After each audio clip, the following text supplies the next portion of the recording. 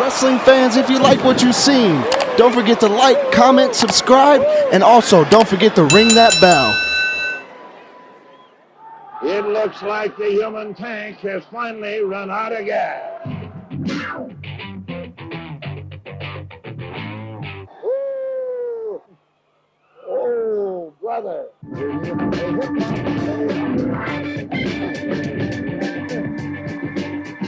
That should be it. That's all there is. There isn't any more. And you picked me up, and you hurt my neck, cut. We got a casualty list. That's unreal. This way, when you cut the blood supply to the brain, it's a little harder to get it flowing again. All I can say is, wow.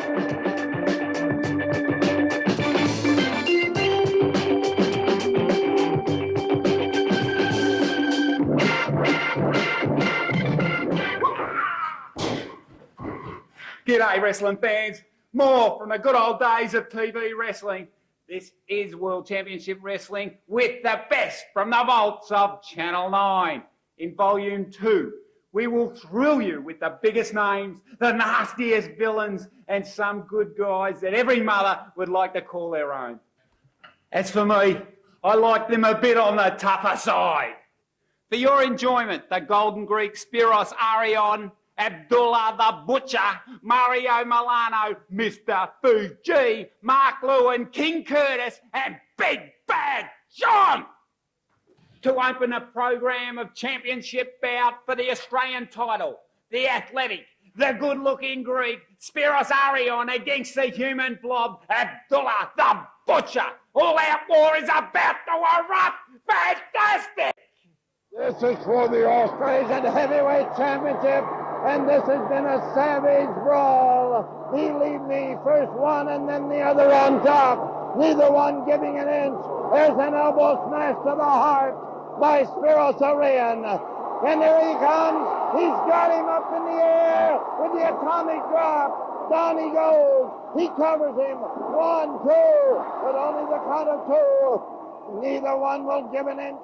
The most savage match I have ever seen. First one on top and then the other, worthy of the gladiators of ancient Greece and ancient Rome. What a battle, what a war. Spiros Arion's got him in a whip. He whips him into the turnbuckle and catches him.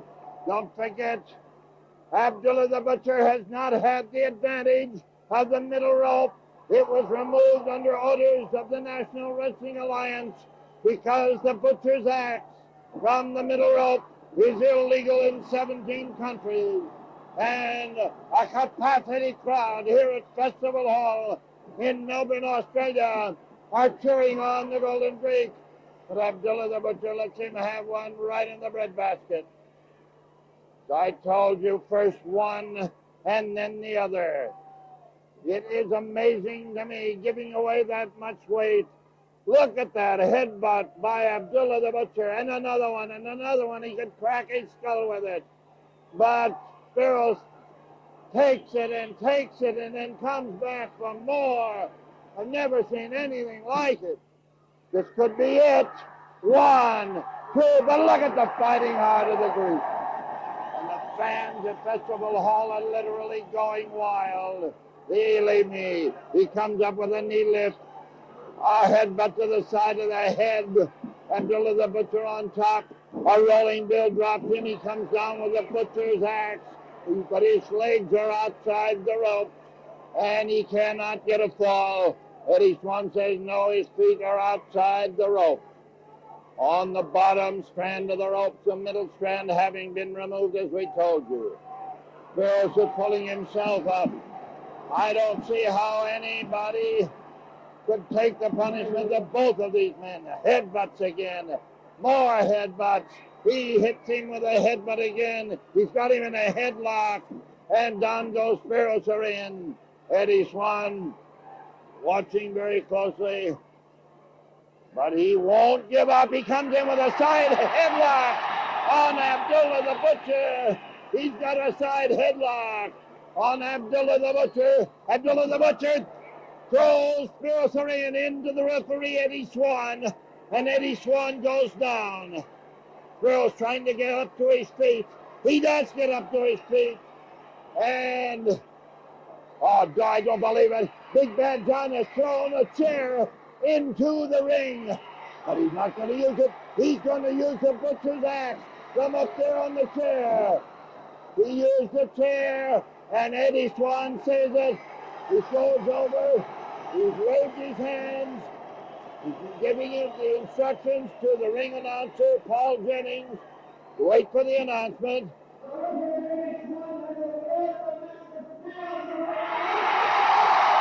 referee has awarded the match to Spiros Arion,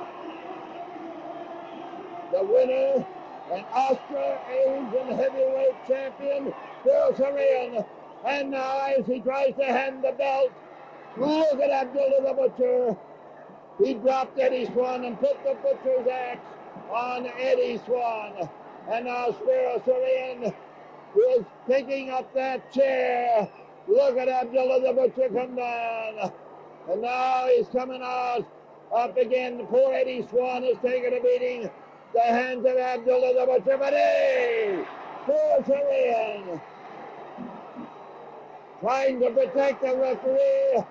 The match is over, using the chair, and in comes Waldo Von Airy. And now, 3 against 1, a headbutt. He spins him around. John gets him, and the headbutt by Abdullah. Into the midsection by John. The match is over, but now here's King Curtis. Curtis comes in, and the war is really on. Curtis is really one-winding. Let's Waldo Von Airy have it right in the eye. He comes, chops Big Bad John. And here comes Mark Lewin. He upends Waldo Von Airy. Curtis has really taken over on Abdullah the Butcher. And Mark Lewin giving Big Bad John and his soldiers the punishment they so richly deserve. And who comes back the strongest? The Golden Greek Spiros Arion. Yes, sir. No doubt about it. This has been a battle. This has been a war. The war is spreading. Believe me, it's all out war. If you think you've seen mayhem, think again. In the second bout, Mario Milano takes on India's Tiger Singh, the man who invented the feared Cobra hold. Take it away, Snake Eyes! Well, I don't really have to tell you much of what's going to happen now. You can hear it from the people in our studio, a capacity crowd. Mario Milano from Trieste in Italy is in there waiting. Trouble coming, and it's from India in Tiger Jeet Singh at 18-7, and his manager in Big Bad John, the warlord, in there with him.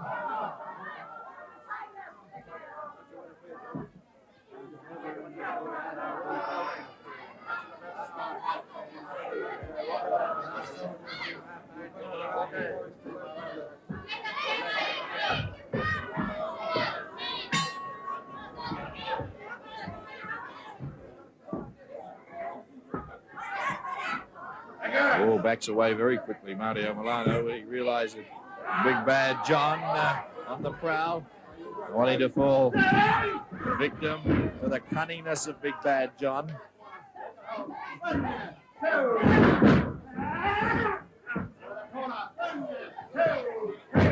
Straight into the corner, Tiger Singh dragging Mario Milano. Coming off the corner with a chin lock.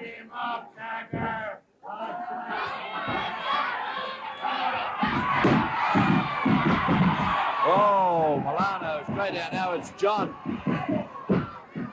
Well, Satisfied trying to upset Milano. He turns on the audience.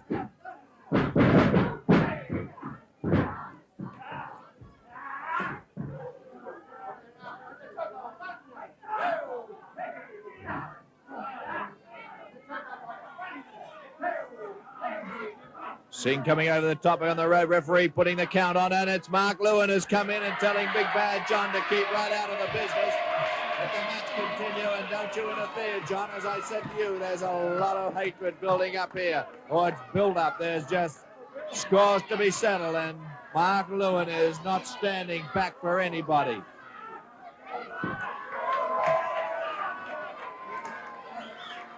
Well, the limelight's being taken from center ring, back to center ring, this time with Tiger Singh working on the muscle area again of Mario Milano as Big Bad John holds his verbal argument with Mark Lewin.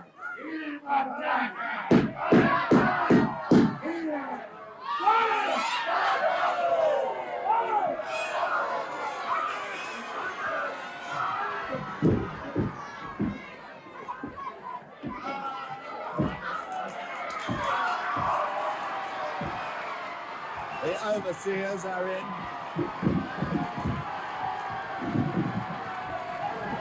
Spiros and Mark Lewin after Big Bad John, as Mario Milano can now pay attention to his opponent.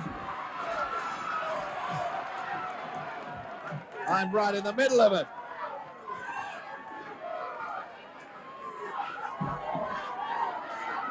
I'll just get right out of this. Get right out of the whole situation.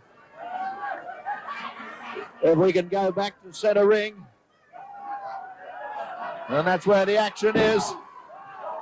Big Bad John showing his head after being sent almost into quarantine by Spiros Arion and Mark Lewin. Milano taking a heavy blow from Singh again, going back to the neck area. Mario Milano as John in a daze, looking round, the man who's caused most of the havoc with the tactics employed, coming in on the blind side, has been attacked from the blind side and doesn't know how to handle the situation.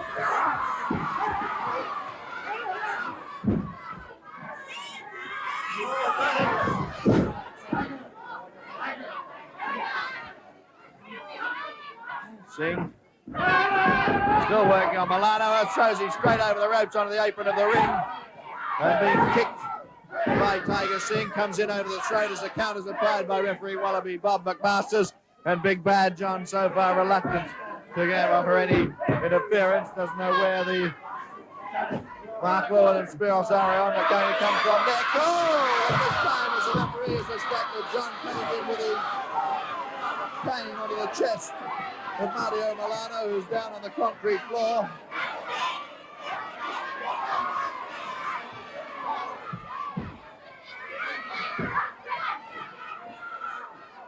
Singh going out after Mario Milano. Oh, and I've just got out of the way in time. There's no chance that I'm going to go over there near that table while these sort of actions are taking place.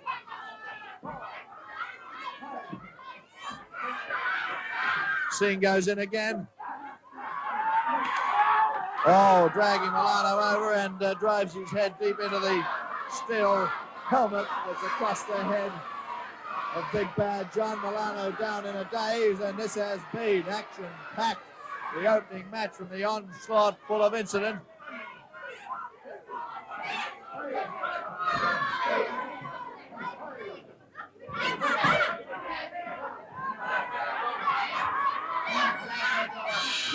Oh, Milano thrown back in by Big Bad John, only to be thrown into the kicks of Tiger Singh. Immediately goes down on the throat area of Milano, working on the muscles again in the neck.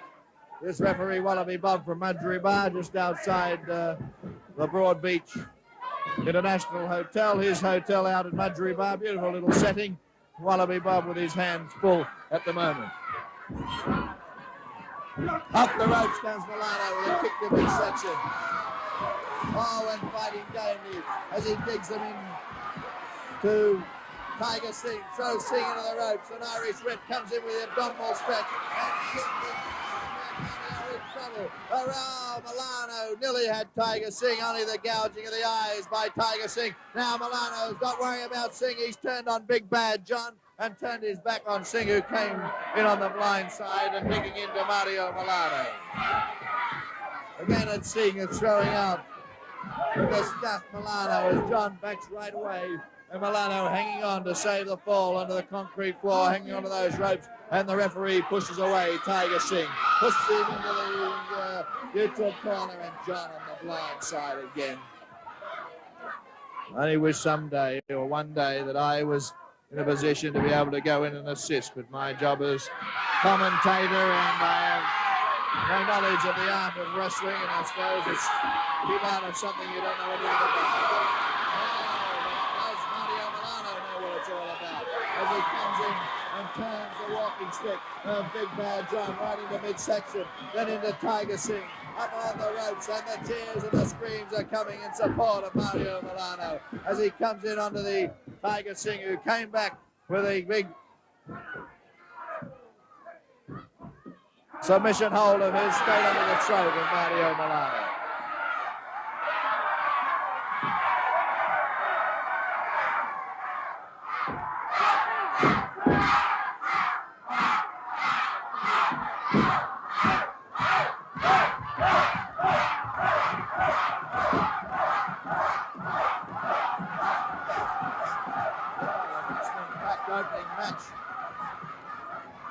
I was looking forward to the big tag, but this leaves nothing to the imagination. This match as they just pound away at each other.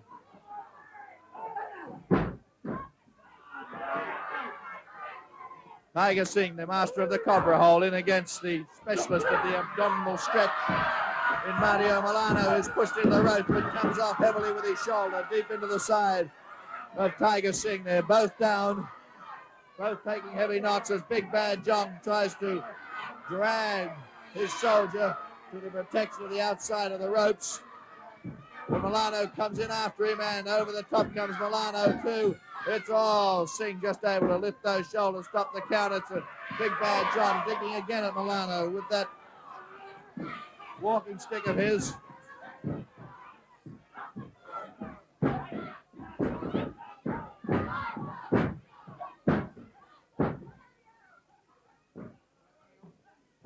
Singh on the throat still of Mario Milano.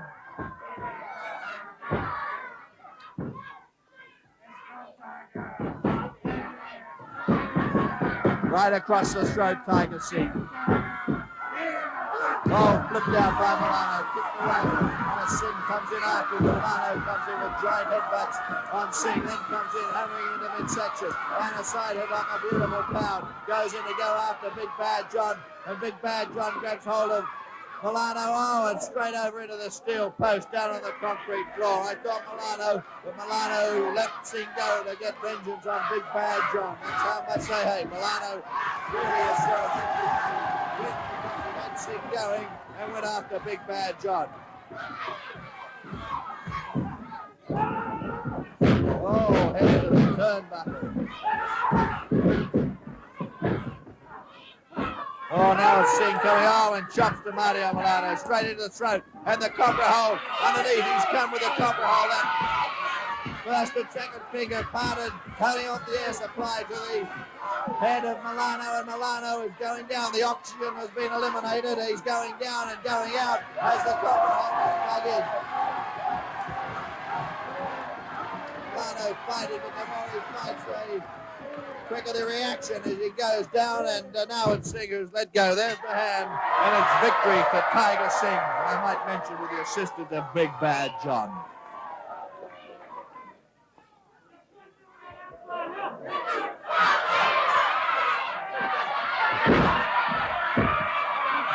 So that match is over, and Lewin coming to the assistance and sends Tiger Singh flying.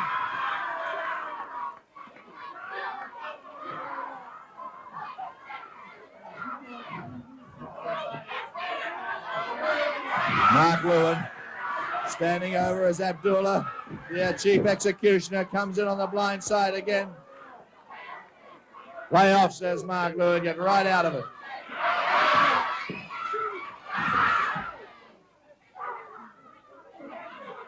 Well, I tell you what, I don't know just where to go at the moment. I just don't know where to go. Standing at bay, Lewin in there on his own, trying everything in his power, looking for support, and the support is coming. Here comes Spiros Arion, Big Bad John, warning Tiger Singh. Singh goes running.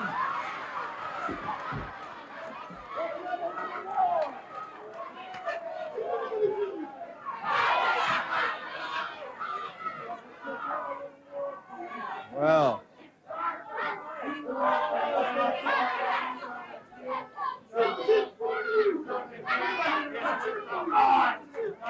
ladies and gentlemen, this has been action-packed. Here comes King Curtis, and I'm right in the middle of it. Where is it going to start? Where is it going to stop? Bedlam's broken out, ladies and gentlemen. Bedlam. I'll just get right out of the picture.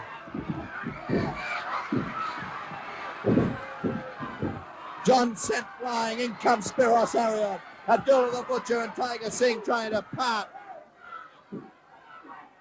Mario Milano. Just get out, John. Just get your men and get your men It's going to be a war, and Mark Lewin, I'm declaring you the first casualty. You're the one that's going to be going out. I want to see you laid right out in a coffin, because they're going to bury you. They're going to bury you, boy. Bury you. Well, ladies and gentlemen, this has just turned into hatred here. The only way to restore order is, I think, as they assist Mario Milano from the studio, we'll go. The march. Mark. Turn into a cage with me. He's gonna be.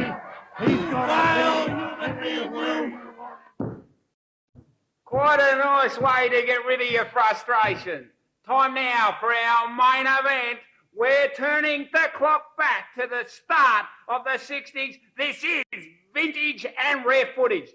The villains, Dr. Jerry Graham, the scientific executioner from the USA. His opponent is Angelo Little Jumping Joe Zaldi. Your host, Jackie Little. How's the throat, Jack? Good evening, ladies and gentlemen.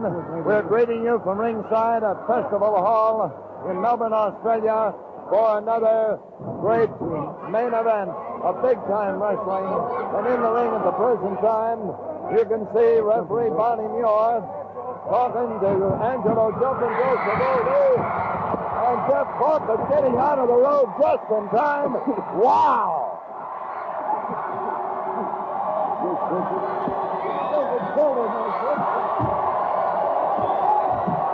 Angelo Little Jumping Joe Zaldi of Newark, New Jersey, and Dr. Jerry Graham of the Golden State of California. And I thought Jeff Koch was really going to be right in the middle. How about that, Jim? And so did Jeff Koch. Jeff, his breath was getting out of the way. He said, "Don't hit me. I haven't touched you yet." Angelo Little Jumping Joe Zaldi and Dr. Jerry Graham. Well, there's been more heat and action before the start of the bout than we sometimes see in the bout itself. I know one thing for sure. Tonight, we hope that we don't get into the act at ringside. Here they go, flying across the ring. Dr. Jerry Graham is showing Jumping Joe that he can be a jumper, too. And the crowd is showing its disapproval because, believe me, Dr. Jerry Graham is not the favorite citizen in this arena. So far, that's the first wrestling hold, a bear hug by Dr. Jerry Graham. There was a quick drop away by Angelo Jumping Joe Zaldi.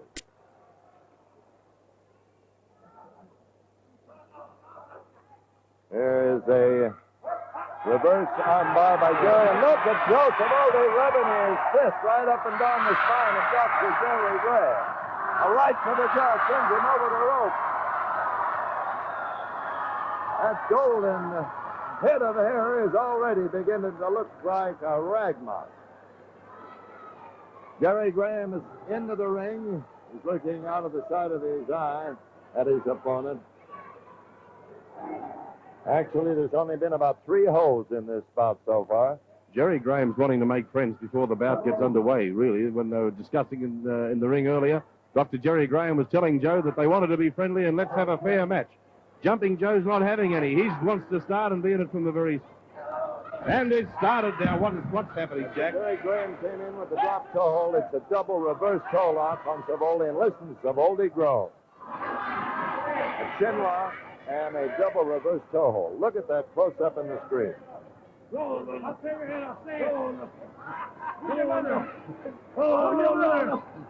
How are you, Sonny? Get inside.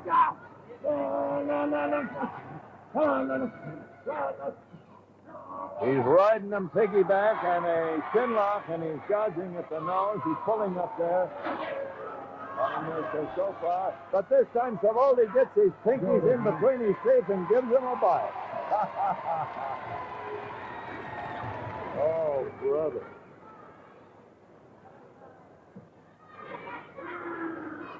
Joe Zaldi is spotting Dr. Jerry Graham quite a bit of weight, but believe me, he's in much better physical shape than the doctor, and he's a very rugged, rough and tough wrestler. There's a side headlock and a rolling hip lock, and the doctor hits the canvas. Rolling count of 2, and now Dr. Graham is on top.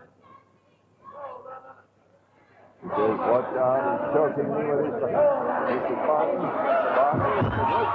He's choking him with his free hand. I wish we could pick up the conversation, but we don't dare. He's choking him with his free hand and a knee drop where it didn't do Zaldi any good. Listen to the crowd boo.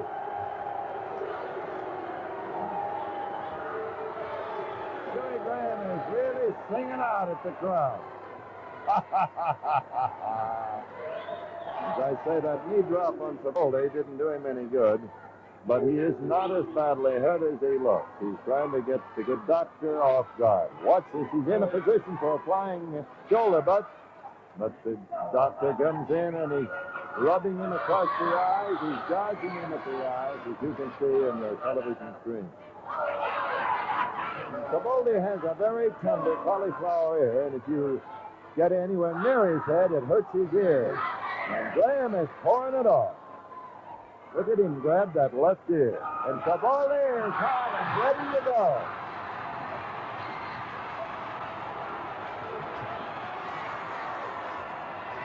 Whoa, here we go.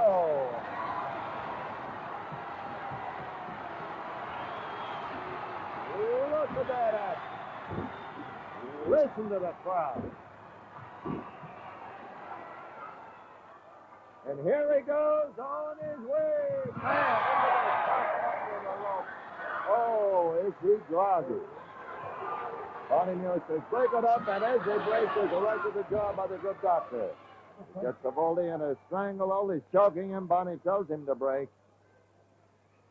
The crowd saying, break him up, Bonnie.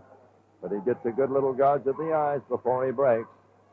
No doubt about it, Dr. Jerry Graham, one of the roughest, toughest grapplers we've ever seen in wrestling. And we started calling these bouts back in 1932. I admitted how old I was, Jeff. Look at Zaldi. Look at that close-up. That cauliflower ear is really hurting. Even the slightest jolt on the head, Zaldi told us in the dressing room, hurts that ear.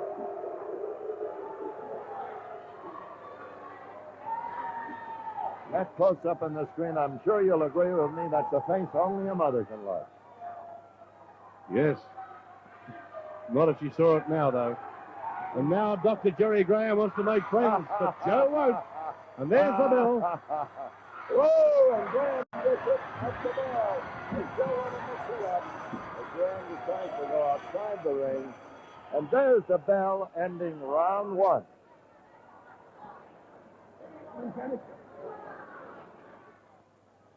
Before Dr.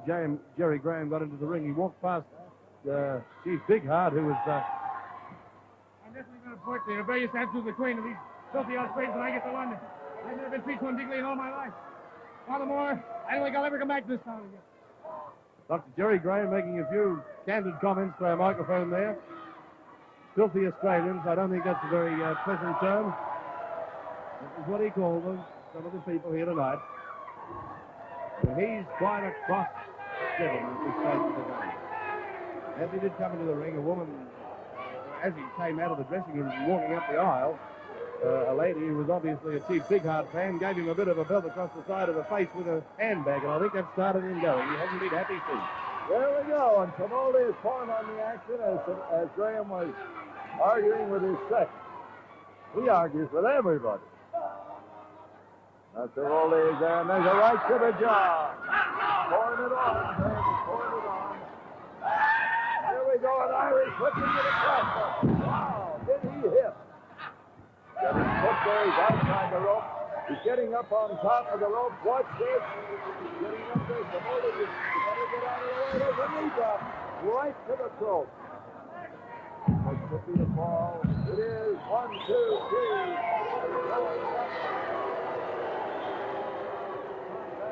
With an Irish slip into the crossbuckle, a knee drop from the top of the ropes, and a body press, and that ends round 2.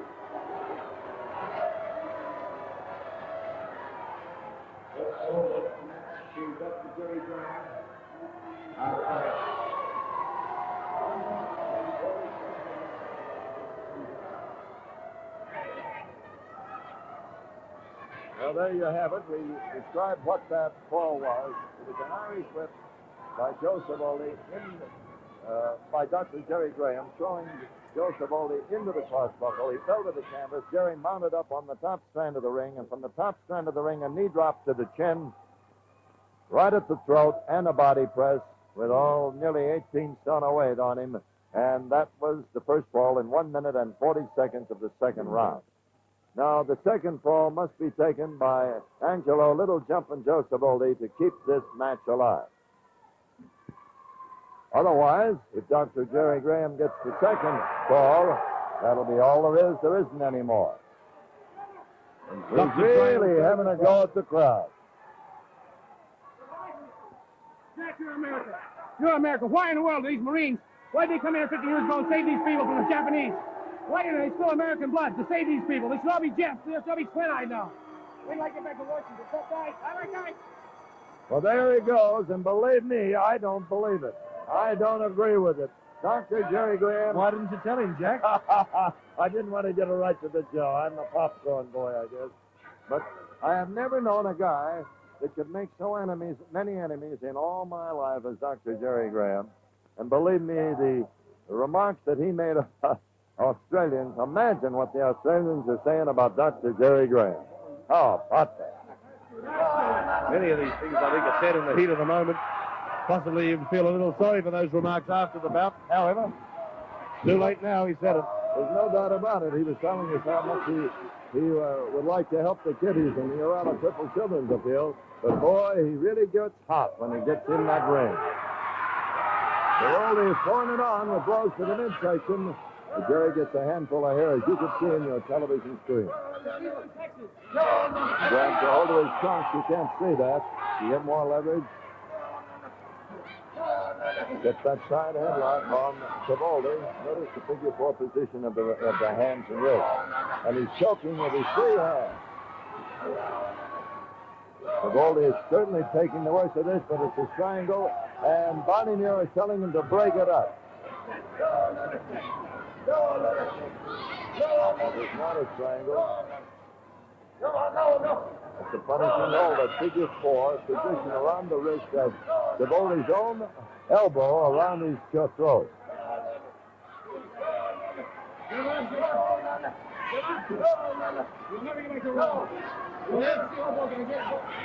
really choking with that free hand whenever Bonnie isn't looking. He uses every illegal tactic in the book. Zaldi's playing in some righteous, you can see there.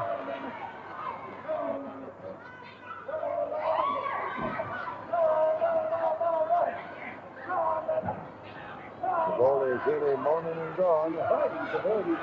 He's biting his ear. That's what's happening. I couldn't see it, but he was biting his ear, and Bonnie Muir broke it.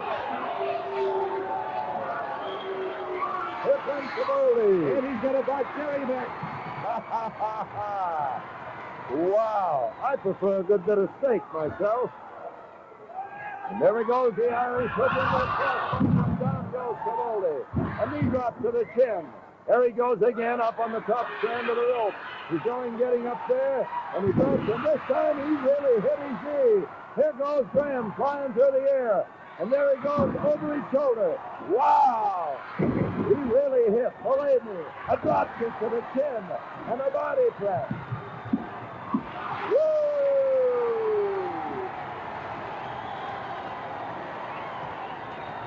And listen to the crowd go mad. Well, there's no doubt about that one, Corky. There was a series of flying jumps by Jumpin' Joe Savoldi, because he was really going, believe you me, and finally finished it off with a drop kick to the chin and a body press. Jumpin' Joe Savoldi was really jumping, and here's Jeff Court to give you the time. The second fall of the match went to Jumping Joe Savoldi Jr. after 1 minute 55 seconds of the third round. And that ends round 3.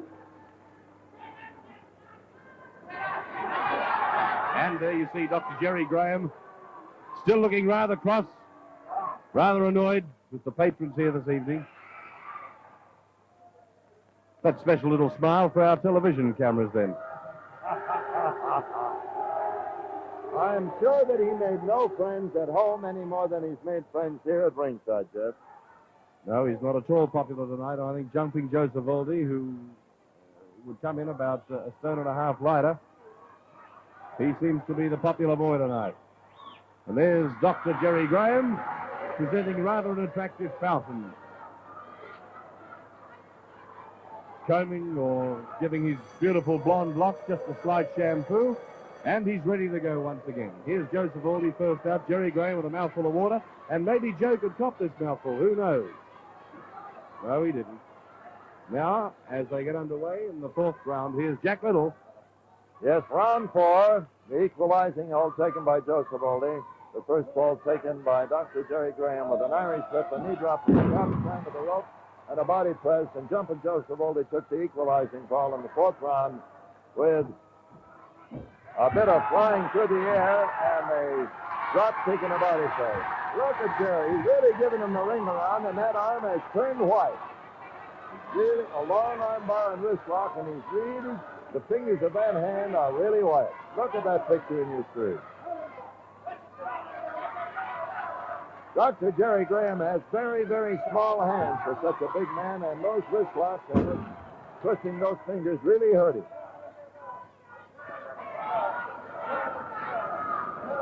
That's the sore hand of Dr. Jerry Graham, too. Even though the other hand looks like it's a sore and with the adhesive tape over there, I think that's the, and he wants to rough him up around the eye. Well, it'll be quite effective if he gets an opportunity of getting at it. That's Joe Savoldi. There you see him pushing fingers down. I think he's trying to get at Joe Savoldi's nostrils, however. Now he started to jump around and wriggle like a snake. For a man of his size, that was quite an agile move. That's a long arm bar with the pressure applied near the shoulder blade with a figure 4 lock at the wrist by Joe Savoldi and Dr. Jerry Graham.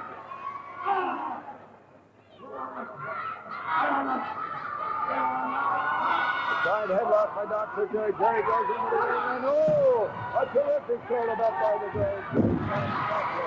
And he hits the canvas, and Joe Savoldi has a long arm bar, and there is the old wrist breaker. He stamps on the wrist. The Jerry Graham's feet are outside the ring, immediately above us, and we don't want to get those Raul Mertens in our head. Jerry is immediately getting back. Savoldi is pouring it on.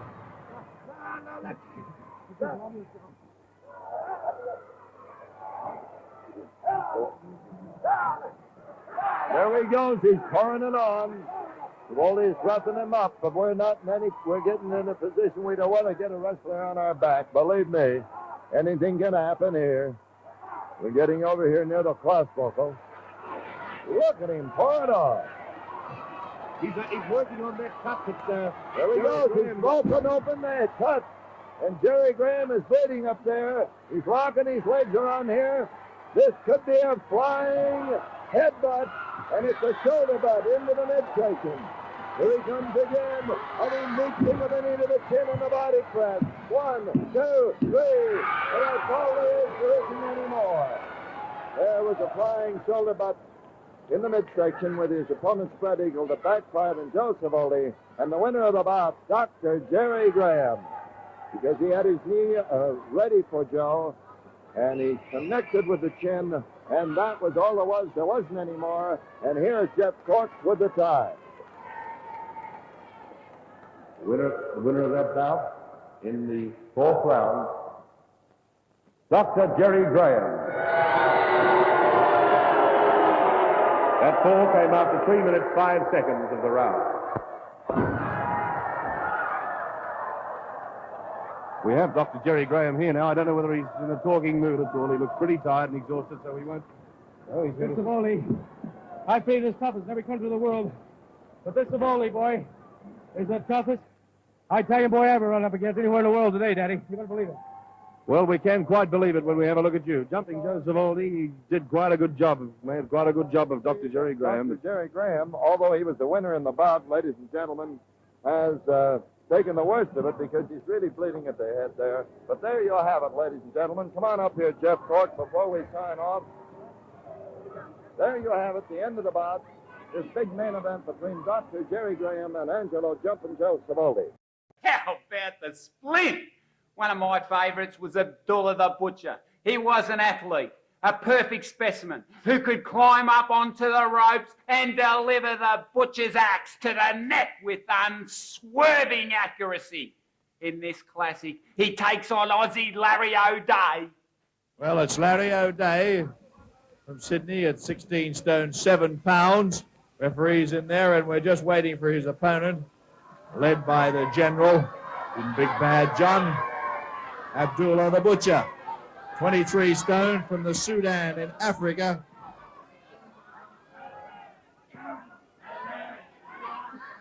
And when Abdullah comes in, the people scurry because this fella is the animal of the royal order.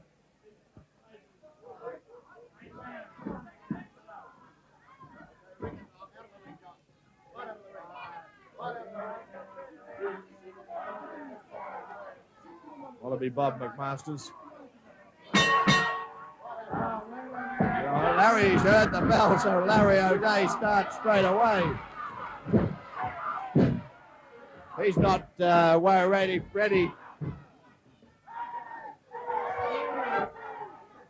Prayers or ceremonies.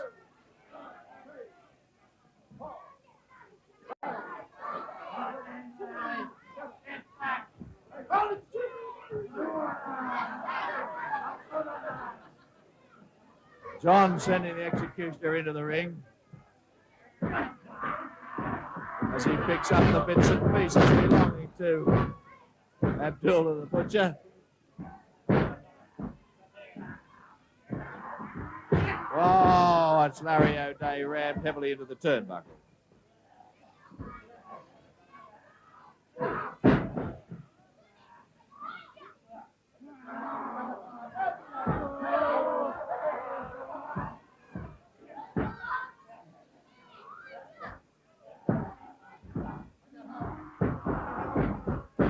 In goes Abdullah. He's a cannibal as he goes in, fighting at Larry O'Day.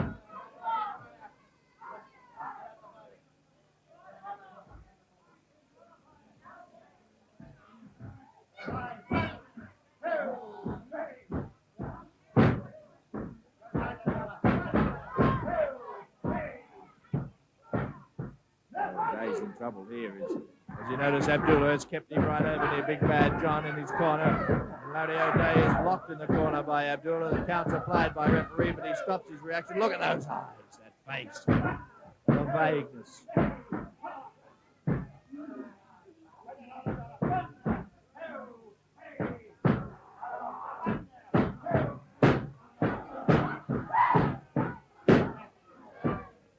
The shriek of a pig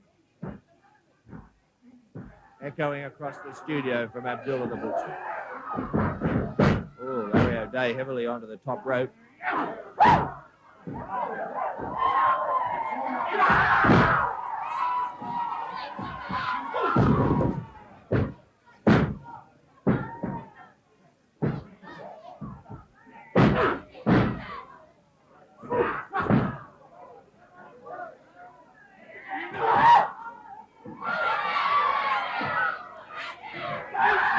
That's one way. Chop the wind supply, and that's where O'Day started.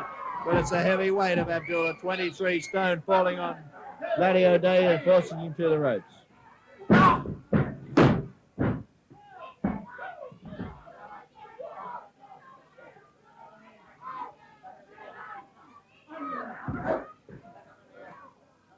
Oh, sent O'Day flying on the floor and goes out after him as Big Bad John stands back.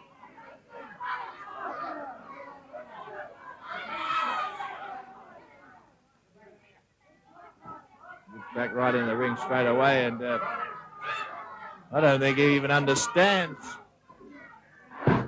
English Abdullah the Butcher.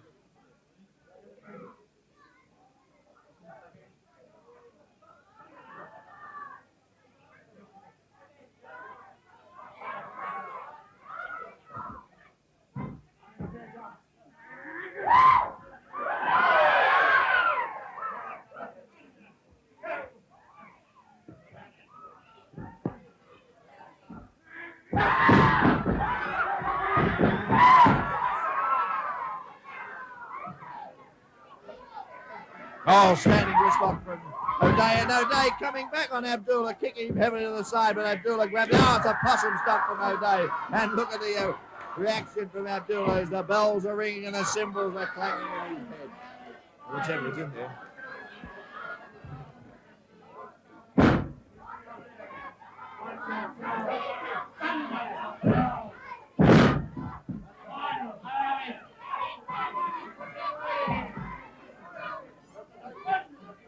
Oh, O'Day's coming at Abdullah's own game and going for the throat for a choke.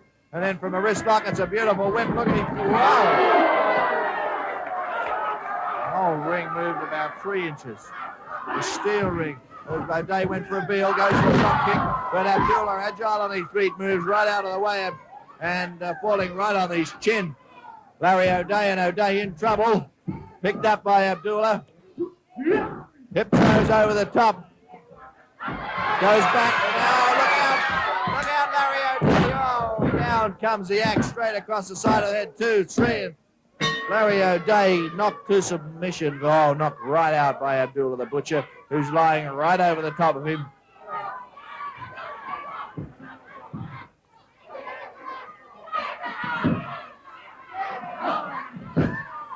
Abdullah's in a dead trance. I'm not going anywhere near you, John. Nowhere near you. Place in your mind. Just pull him up. Pull him up. Pull him up. Think of Bulldog Brower with 23 inch arms.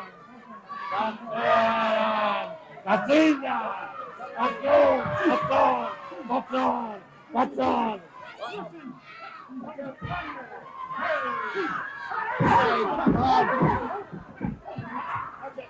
And the Bulldog is coming, Michael Clay.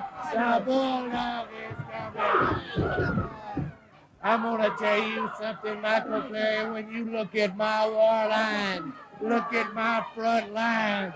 Bulldog Brower, Killer Karl Kox, Abdullah the Butcher, Tiger Jeep Singh, Soldier Slade.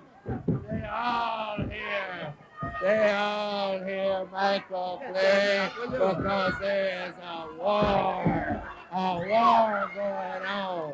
And in a war, there's got to be casualties. There's got to be casualties, Michael Clay, and there's going to be a lot of them.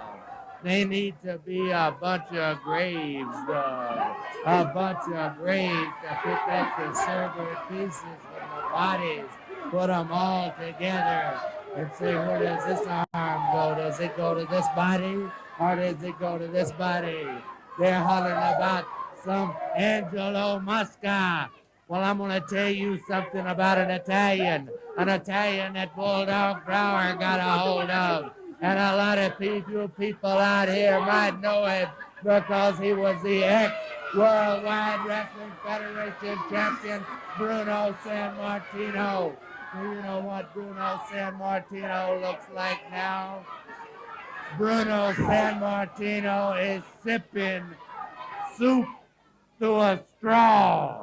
through a straw because his jaws are wired together, Michael Cleary. The Bulldog went insane in Madison Square Garden in New York.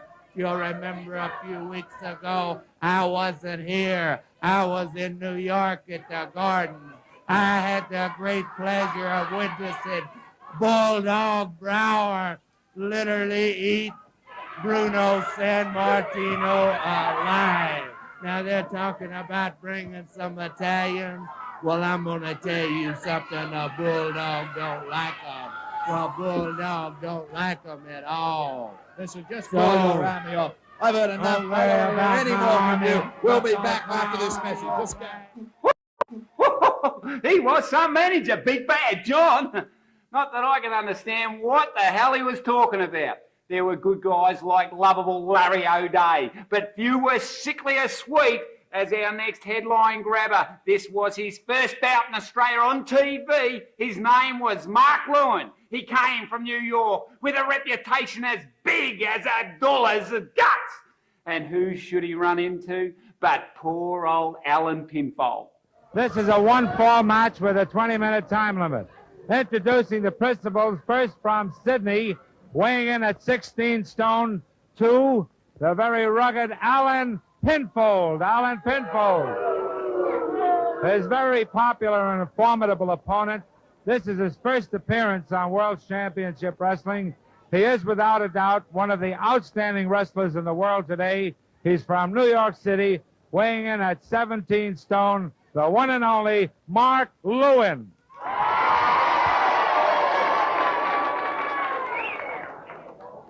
Referee Michael Hunt giving the instructions.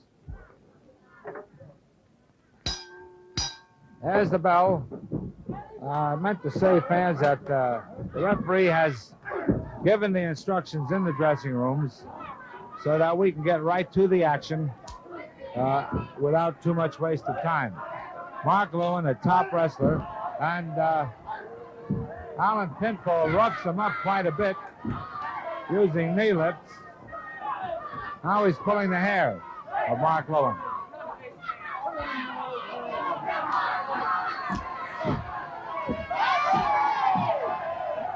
Mark Lewin wants to do a little bit of wrestling in there, but Pinfold is starting right in with the rough tactics.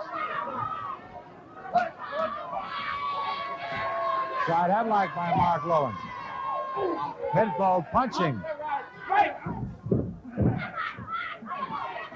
Mark is trying to do some wrestling. Now he comes back strong. He's throwing punches. He picks him up. A tremendous body slam. Again, a big body slam by Mark Lewin. A kick in the chest. And say that Pinfold started the rough stuff. But Mark coming back in a hurry. Into the rope. Oh, man, he caught him in a sleeper hold. And look at the way Mark Lewin uses this sleeper.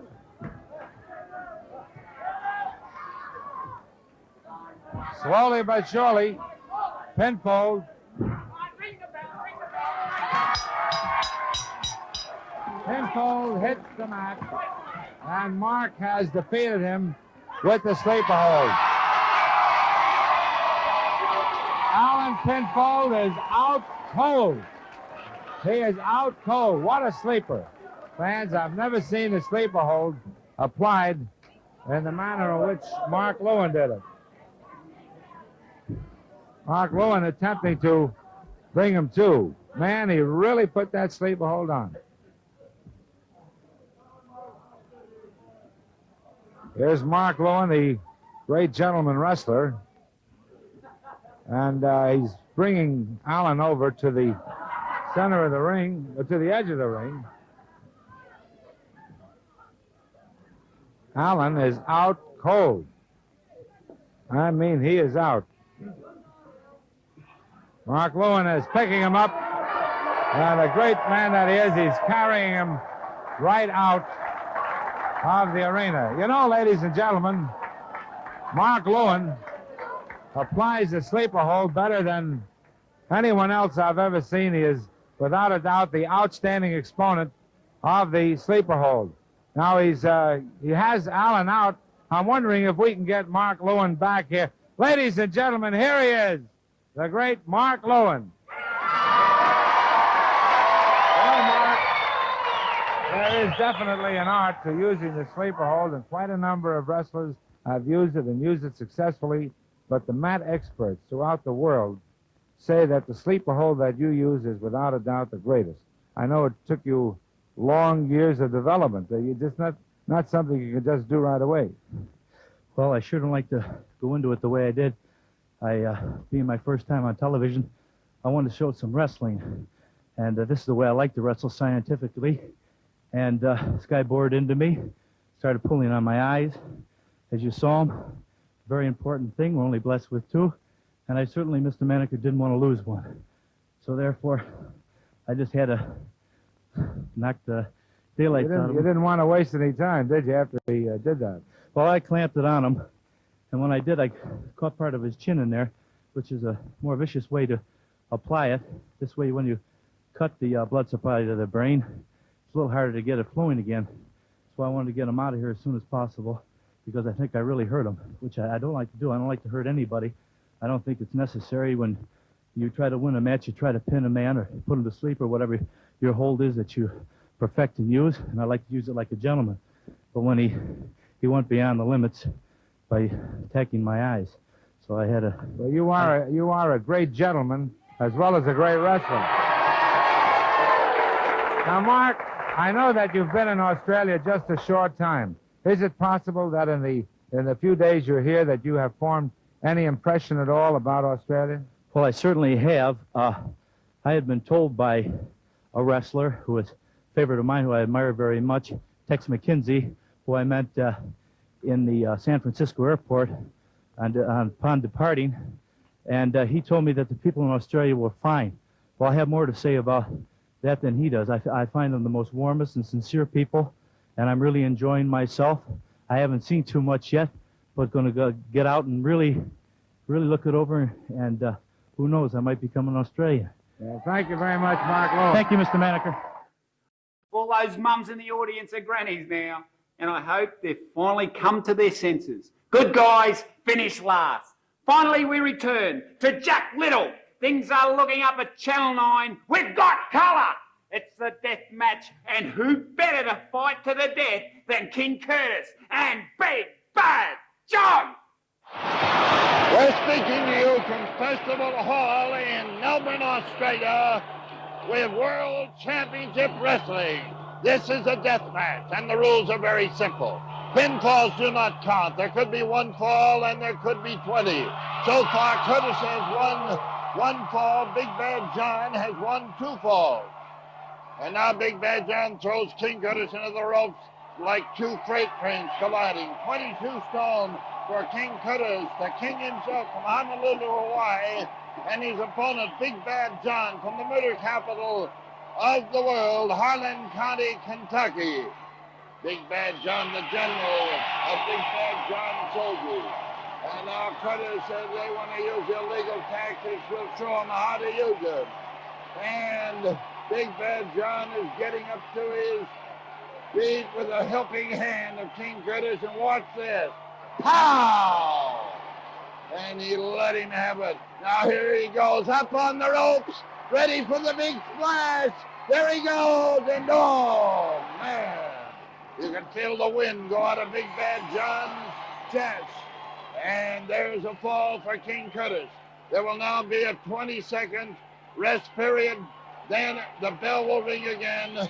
And if Big Bad John doesn't answer the count of 10, Curtis will be declared the winner. Waldo Von Erich is in there trying to get him up to his feet.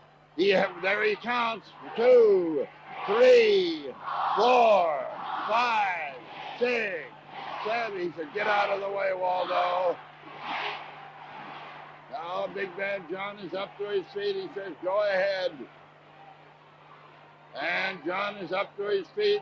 The match will continue. King Curtis up to his feet now. But John lets him have one in the breadbasket. But pow! Down he goes. And there he goes again, up in the air for the big smash, but the big loaded black glove of Waldo Von Erich comes in, smashes Curtis in the stomach, who smashes him on the head, knocks him out of the ring. And the match is awarded under disqualification to King Curtis. Eddie Swan coming down now.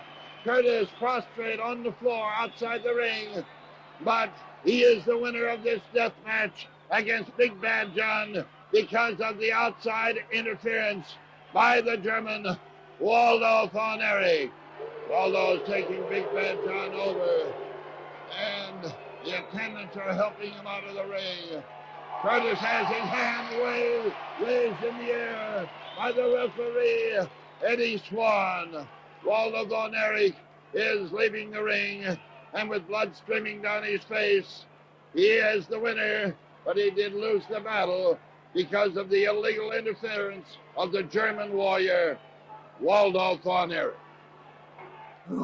That's it for another episode on the very best of World Championship Wrestling. You've got 3 choices now. Buy Volume 1, buy Volume 3, or hit the rewind button and watch me all over again.